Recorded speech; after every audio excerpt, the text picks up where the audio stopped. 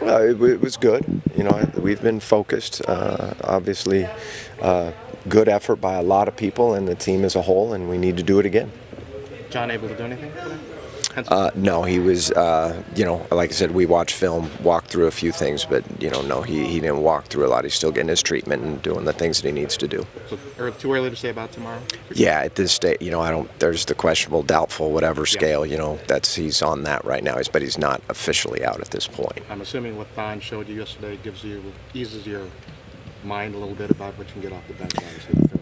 Yeah, in coaching, nothing really eases your mind, but no, but no. The reality is, no, he played well. And a lot of guys coming off the bench. Deli played great. Thon, as you mentioned, Jabari played great. I thought everybody, Tony, hit a couple of shots. So anybody that came off the bench, I thought played really well for us last night. A year ago, you guys were in a similar situation. You come off a great Game 3 against Toronto, and then you have a really tough Game 4.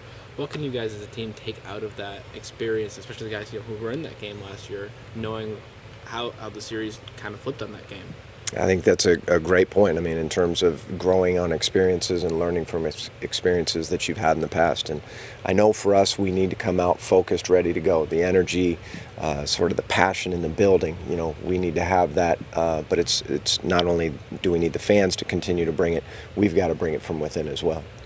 I know we always talk about energy, but the execution defensively last night, you guys doing a lot of switching, a lot of communication, and all of that was on point. That's something you guys have struggled with throughout this season. How do you try to recapture that again in Game 4? Well, we have to. We know they're going to come out and play well. I think you go through the typical stages of, obviously you play the game, the experience of doing that. Then you go through the film, show it on film. You walk through certain things that you need to clean up, and understanding that this is what it takes.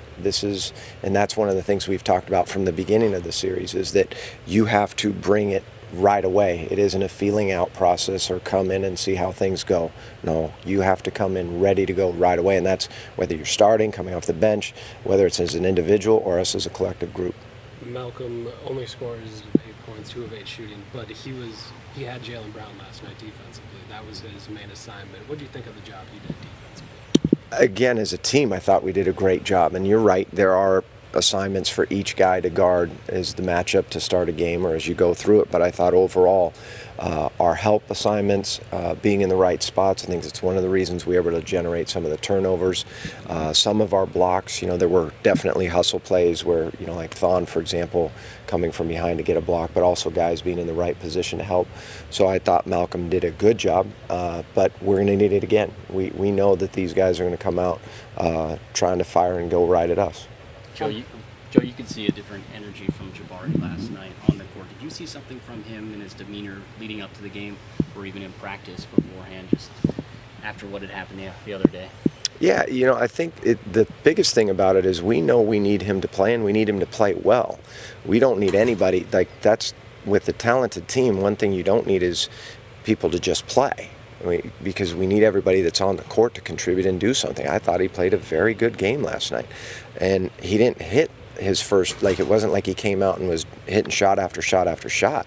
But you watch him guard Morris on one possession in a corner where he's sitting down in a stance, and just really nice, like that effort, that energy, the things that he did on the court in terms of not just scoring, that he's capable of doing, where he's just moving the ball. I can vividly remember the play where he drives the ball into the paint, kind of does a couple of pivots, kicks it out to the wing, and we get a wide open three. And he and everybody else are capable of doing that if we get to the right spots. And so the focus to get ready for each game is critical for every one of these guys, including Jabari. And so, again, he played well last night and helped us win. How important was it you mentioned the turnovers, just to slow down Rozier and pick him up the more the way the goals? I think for us, obviously the turnover, not exactly, but the turnovers flipped in terms of we generated more turnovers, and that's something that we've done quite a bit this year in regards to forcing teams into turnovers. But Deli was very good with his ball pressure, kind of a change of pace.